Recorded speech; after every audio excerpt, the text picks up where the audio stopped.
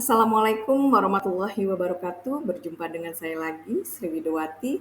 Hari ini tema kita adalah pilihan setelah lulus SMA. Kapan waktu yang tepat untuk merencanakan mau kemana setelah SMA? Benar, jawabannya hanya satu, sekarang. Tidak ada yang terlalu cepat atau terlambat untuk merencanakan mau kemana setelah SMA. Karena proses merencanakan masa depan bukan sesuatu yang instan. Kalian perlu merencanakan yang sangat matang dan menentukan mau jadi apa nanti di masa depan supaya tidak salah pilih. Oke, tujuan kita hari ini adalah agar kalian mampu merencanakan studi lanjut dan karir setelah SMA. Setelah lulus SMA, kalian bisa menentukan pilihan apakah ingin melanjutkan ke perguruan tinggi, bekerja, atau berwirausaha. Pilihan perguruan tinggi, kalian bisa menentukan perguruan tinggi negeri ataupun swasta. Beberapa alternatif pilihan perguruan tinggi. Yang pertama adalah akademi. Akademi merupakan jenis perguruan tinggi yang membuka satu program studi dengan jenjang diploma. Contohnya Akademi Kepolisian dan Akademi Keperawatan. Akpol atau Akademi Kepolisian hanya satu program studi kepolisian dan Akper hanya satu program studi keperawatan. Yang kedua adalah Politeknik, jenis perguruan tinggi yang membuka satu rumpun program studi dengan jenjang diploma. Contoh Politeknik Keuangan Negara yang membuka diploma program studi akuntansi, perpajakan, dan bea cukai. Selanjutnya adalah institut, jenis perguruan tinggi yang membuka satu rumpun program studi dengan jenjang diploma, sarjana, magister, dan doktor. Contohnya adalah IPB, Institut Pertanian Bogor, dengan program studi yang berkaitan dengan pertanian. Universitas, jenis perguruan tinggi yang membuka semua rumpun dengan jenjang diploma, sarjana, dan doktor. Contoh Universitas Indonesia dengan banyak rumpun program studi tersebar di banyak fakultas yang berbeda rumpun, seperti Fakultas Kedokteran, Fakultas Ilmu Budaya, Fakultas Ekonomi, dan lainnya. Jenjang diploma lebih banyak praktek daripada teori dan dipersiapkan langsung bekerja secara operasional.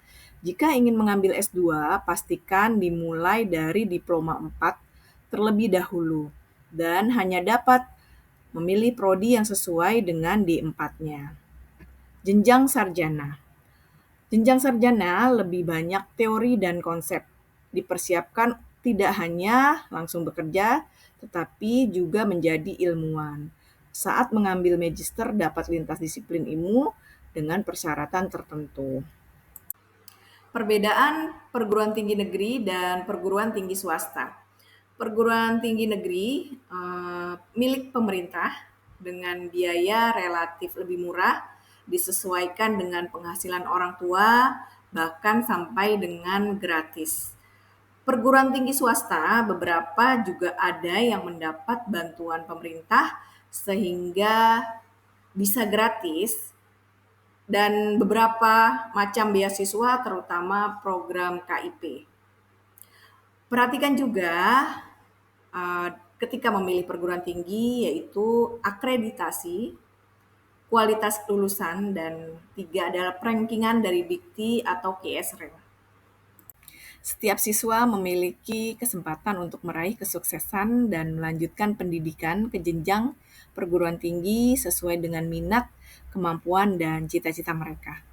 Berikut 3 jalur masuk perguruan tinggi negeri tahun 2024. Yang pertama adalah seleksi nasional berbasis prestasi di mana kuota sebanyak 20% masing-masing dari perguruan tinggi negeri. Didaftarkan oleh sekolah dan biaya ditanggung oleh pemerintah. Persyaratannya adalah nilai-nilai akademik dan prestasi lainnya yang telah ditetapkan oleh perguruan tinggi negeri. Jalur yang kedua adalah seleksi nasional berbasis tes, di mana seluruh siswa berkesempatan mengikuti jalur ini. Biasanya mereka mengikuti ujian tertulis, Kuota 40% masing-masing perguruan tinggi negeri, namun bagi perguruan tinggi negeri yang berbadan hukum, kuota disediakan sebanyak 30% dan pendaftaran dikenakan biaya. Selanjutnya melalui jalur mandiri, merupakan jalur seleksi yang dilakukan oleh masing-masing perguruan tinggi. Seleksi dan persyaratan bervariasi tergantung perguruan tinggi negeri, namun biasanya pendaftaran dilakukan secara online dan melakukan tes tertulis, berkas, atau wawancara. Beberapa perguruan tinggi negeri juga bisa menggunakan nilai SNBT.